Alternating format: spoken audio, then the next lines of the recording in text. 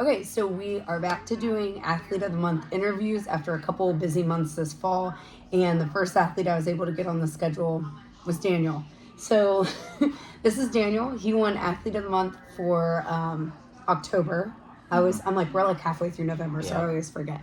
And he's going to tell us a little bit about himself today. And I just wanted him to start with like first time you ever came into Long Road, what brought you in, and what was that like? What happened?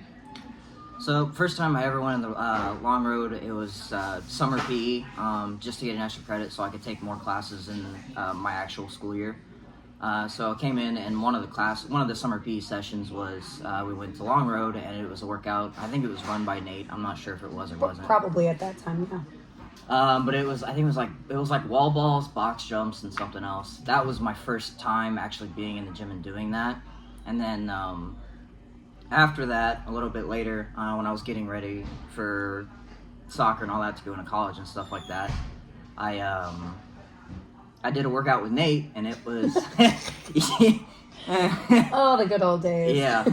You want to join here, do a workout with me? Yeah, he's like, I'm warming up if you want to jump in and do it. I'm like, okay. So it was like a 400-meter run, and I think snatches or something. It might have been overhead squats too. I'm not sure. But I go out on that first 400-meter run, and I'm sprinting that thing, I think, and I just come off. We're all familiar. If you've ever done a workout with Daniel before, you know exactly what he's talking about. I go on that first one and just all out. I come back, probably finish it in like 70 seconds, which is fast for a 400-meter run. And then I get on the snatches and all that and finish it. Nate catches up to me on the barbell and everything, which is usually how it happens, and even now it still happens.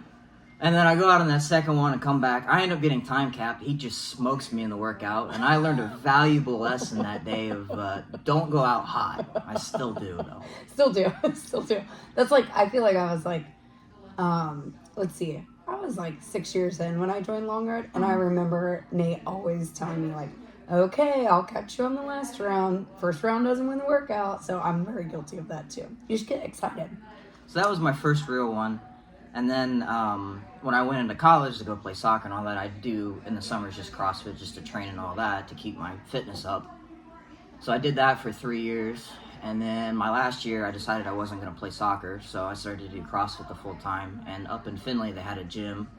And the school also had like Oiler Fit and stuff like that. Mm-hmm. But that was more of like our boot camp and stuff like that. So it was just more of like body weight and like lighter weights. Wasn't truly like what I wanted to do. So I joined the CrossFit gym up there, Type 5. And they're definitely a barbell gym. They did mayhem programming, so it was also a lot of GHDs and double unders and Yeah. And then I did that. That was that first year, and that was when I really started like I'm gonna do CrossFit the full for the first full year. That was my first time doing the open and everything. Big eye opener. And then came back here after I graduated and started to do Long Road for the full time, and that's where I am now. And that's where you're at now. Yeah. So what'd you go to school for? Where'd you go to school up in Findlay? University of Findlay. Okay, that's what I thought. Yeah. But I'm bad at university names, so I was like, I'm going to say it wrong. And then what'd you go to school for? I went to school for strength and conditioning. That was my major. So I always look at programming, and I just kind of like look at it, and like even Leah's personal programming, I look at that too. Just like to pick it apart and geek out on it.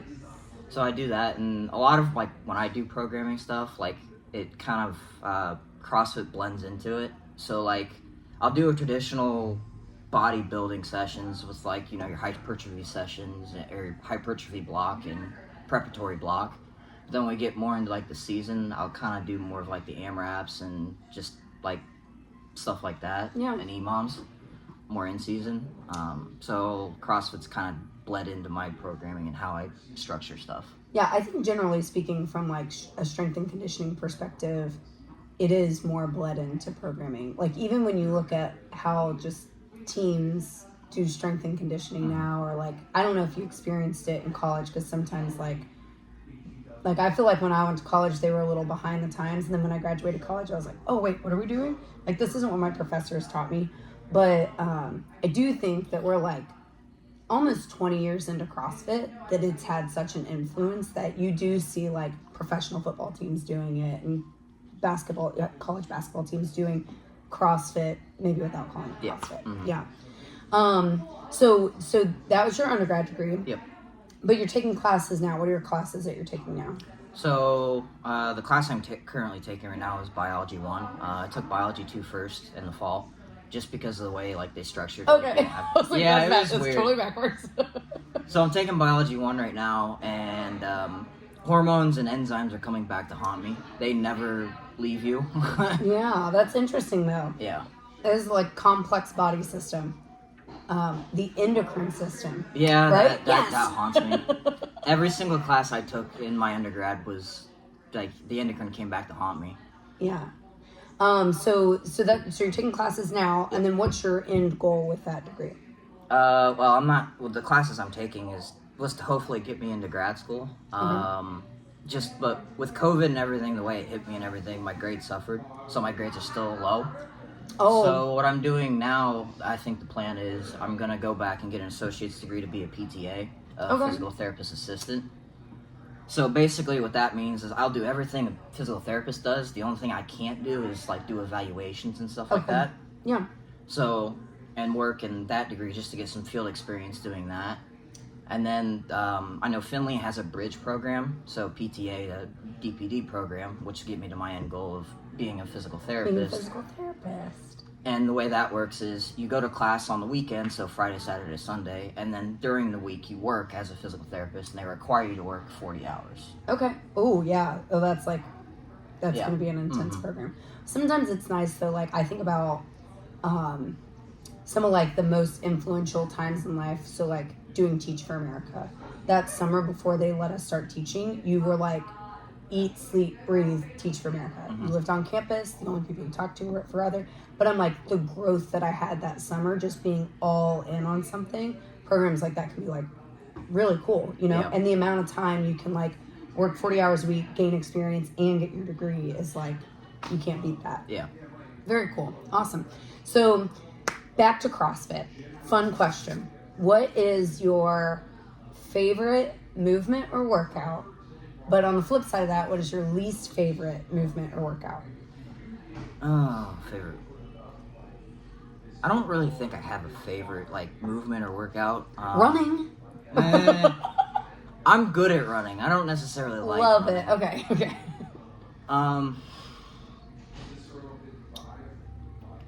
Let's see.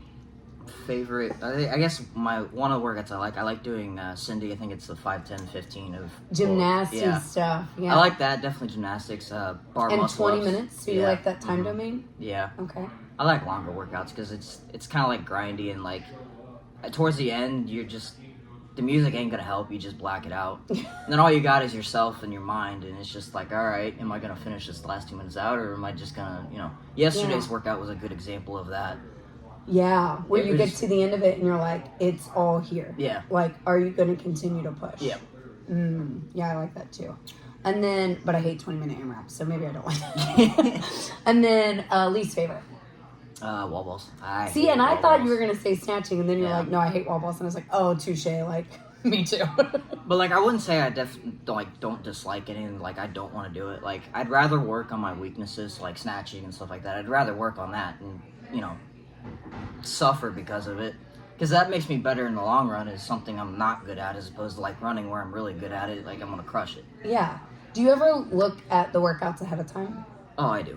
And then do you, like, plan your rest day based on what they are? My rest day is usually always Sunday. It just is what it is. Mm-hmm. Yeah. You pretty religiously come like 6 days a week. Mm-hmm. Yeah. So outside of doing CrossFit, like what other aspects of life are you like? Because you have a degree in health sciences. Yep. You clearly want to live a healthy life, help other people live a healthy life. So what do you think is like your other strength as far as living a healthy life is concerned?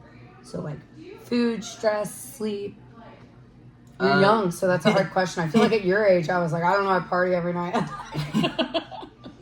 I think it's definitely stress. I'm definitely an anxious person. I got 2 parents who have anxiety and depression, stuff like that. So for me, I try to balance my anxiety. So the way I found to do that is, like, I like to go work out. So I'll take that hour out of my day, and I program it into my day when I'm building my schedule and plan for the week of, like, all right, this is my hour time, wherever it is. that it's just for me. So that's usually my workout time. And sometimes it's like 11 o'clock by yourself. Yeah. Or like, like at a different time. It's at a different It's time. like when I did Chad, I worked a double that day. So I came in, did my first shift, and then on my break, because I had a 2-hour block, I did Chad and then went back to work. Where do you work? I work at Olive Garden now. Oh, you do? Yeah. Okay. I knew you worked in a restaurant still. Oh my gosh. So you're like on your feet. Are you a server? You work in the kitchen? Yeah, I'm a Still, line you're on your feet. Yeah, I'm on my feet. And then you came into Chad. Yep. And then you're on your Yep. Restore. It was Still? probably good. My posterior chain, like my hamstrings, took the brunt of it. But I'm not as sore as I would have been if I just did Chad and then went home. No, agreed. Like, movement is medicine. So people are like, oh, I'm so sore. It's like when people first join, you're like, you just keep moving. Just keep moving. Even if you come and you feel like you can't tear down, after the warm-up, you're going to feel better. What do you feel like there's like one piece of advice that you would give to someone new? And I want you to think like this is someone in high school who is like in your shoes. What advice would you give them if they were thinking about coming to Long Road? Have a little bit of humility, I would say, because like I said earlier, and did that workout with Nate, I'm like, oh, he's older, I'm gonna crush him. I'm gonna crush this old man. And then you find out real quick that you're gonna get beat by these older people, and it just is what it is. And it's having that humility of like, all right, they beat me. They've been doing this longer than I have. Yeah. So that's another thing, and then another thing is like, just showing up, is the hardest part of anything, no matter what you do gym-wise, is just showing up. So just show up, and Long Road is a very good community of, like, it's not exclusive, it's very inclusive. Yeah. So someone just walks in off the street and joins, like, or you can be like, hey, how you doing, and, like, help you. Yeah. It's not just going to be like, you're on your own. Yeah. So that's just kind of like the big I think it's hard, like, as a teenager, huge kudos to come in on your own, because I think at that point in life, you're so much like, well, I got to do things with other people my age. And we haven't, when you joined, we probably didn't have like any high schoolers in class. Now we have a little bit more. And so when they join, I'm able to be like, oh, hey, this is Michael. He's also in high school. This is Olivia. She's in high school. But at that time, it was a bunch of old a bunch of old guys kicking your butt. Yeah. So that took a huge, like, I don't know, a lot of courage. So last question. And you might have just kind of answered it. I always like to end with, like, you told us about the first time you came in, what brought you in, but what keeps you coming back? Community is a big part of it. Like, every day, it's always smiling faces, and it's fun to be there. On the days, like, I can't be in class, like, I still come in, because I'm just driven to that point of, like, even though, like, I'm probably never going to be a CrossFit Games athlete, like, I still strive to do it. And, like, maybe when I'm older, I might get to that higher level. As a master's athlete or on a team, or even just like in local competitions, like that idea, like everyone looks at like the competitive side of CrossFit as like this other thing. And it's like, no, it's actually the peak of the pyramid is like, as you start to, have a base of nutrition, you have good body movement, you have good strength, you have good metabolic conditioning, then like go put it to a test. And that test might be the CrossFit Games. Yep. But it also might be like your first local competition. It might be, and you continue to like build and reiterate. So that's just kind of going off of that, the like competition aspect. Like I've played sports throughout my whole career, basically up until college when I didn't. And then it was like, I need something to fill that void because like I love competing. That's like my thing. And I'm very competitive. So it was like, I need to find something to compete with. So I did my first local comp in the Gobbler Games. That was my first one. I can't believe that was your first one. Yeah. And I told my parents that after that, I'm like, that actually felt really good. Like, I haven't competed in, like, a competitive standpoint in, like, 2 years. Yeah. So, like, just competing again, that was definitely, like, that revived my just coming into the gym every day. Because I'm like, now I got somewhere to compete towards. Work towards. Very cool. All right. Well, that's Daniel. So if you hadn't met him before, I hope that gave you some insight. Next month, we'll be interviewing Audrey, but I don't know. She's going on a cruise, so I got to nail her down for a time. But awesome, guys. We hope you have a good month and a happy Thanksgiving. Okay, so I promised some scores by the end of the day. So here's what we've got. In third place, And for the record, I asked this team if they needed more plates before the third workout, and they laughed at me, and then they beat me. They beat my team. My team is in 4th place. So if anyone wants to know, I did recalculate these multiple times. And we will actually be running this back next weekend with only max lifts. So my team can win. So I'm kidding. So this team, he laughed at me and then he beat me. So Deke, your team took 3rd place. You're on the podium. That's Deke, Laban, and Brandon. Thighs before pies. They crushed it. They always go really hard. Fun to watch, fun to cheer for. The 2nd place team, for the record, I named this team. I named a lot of your teams because you guys didn't give me team names. So me and ChatGPT named you. So I named this team the Burpee Basters, which actually was my favorite one that ChatGPT spit out. But they renamed themselves on their scorecard the Burpee Blasters. So debatable which one it is. But that's Zachariah, Jesse, and Colton, who took 1st place on the shuttle run workout. If you know that team, that's not a surprise. But also just like stayed really consistent all day and absolutely crushed it. So that's 2nd place. And then in 1st place, taking a 2nd, 3rd, 1st on the bike, and 2nd on the lift with only 8 points total. So this is an absolute shutdown, no doubt. This is the winning team, is the Turk Killers. And that is Steven, Allie, and Missy. So congratulations, Turk Killers. You actually get awarded a prize for being 1st place. It is that on Thanksgiving Day, you get to be the turkey baster. You are also the Thanksgiving dishwasher. Like, congratulations, front end and back end. You get first dibs of burnt rolls. Just really proud, a lot to be proud of. And then you are also the chief leftover organizer. So congratulations, that's what you win. And bragging rights for a year. So good job, guys. Here's a couple things. We had 23 teams. We buy 25 meals. A team covers a meal. So we pretty much covered all the meals with what we made today, which is amazing considering last year we only had, it was 12 or 13 teams. And the foundation had to dip into their funds that they raised throughout the year in order to cover the rest of the meals.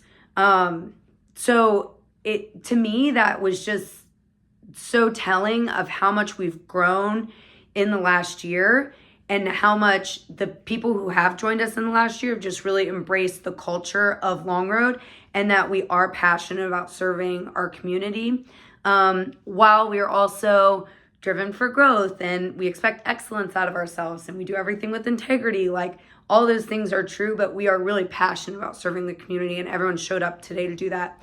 And I was just really thankful for that, and really thankful for the grace that everyone gave for the crappy situation that we had. Sorry about that. Lots of flexibility and grace given.